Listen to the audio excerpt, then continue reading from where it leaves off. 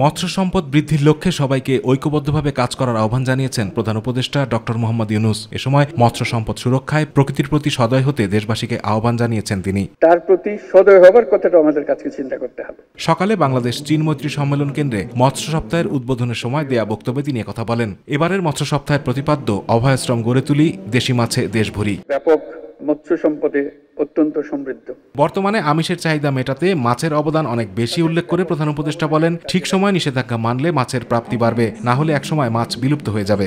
আমাদের দেশের জনগণের প্রাণীজ আমিষের চাহিদা বিরাট অংশ পূরণ হয় মাছ থেকে। খাতের ব্যাপক সম্ভাবনাকে কাজে লাগিয়ে আরো বিপুল সংখ্যক তরুণ সফল উদ্যোক্তা হয়ে উঠতে পারবে বলে আমি আশা করি। নদী শাসনের কথা সবাই বললেও নদী পালনের কথা কেউ বলে না, এমন মন্তব্য করে প্রধান উপদেষ্টা বলেন, মৎস্য শিল্প নিয়ে দেশে শিল্প গড়ে তুলতে হবে, যার জন্য বিশ্বমানের বিশেষজ্ঞদের গবেষণা কাজে লাগাতে হবে। আমরা নদী শাসনের কথা বলি, কথার কথা বলি, হয়তো নদী পালনের কথা বলি না।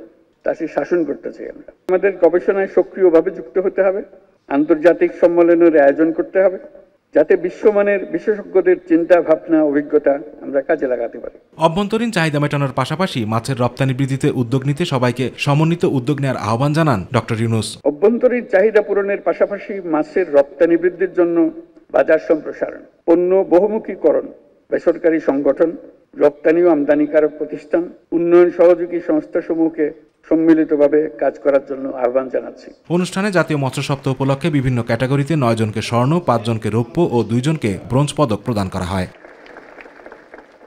আতিকুর রহমান তিতাস, মাই টিভি।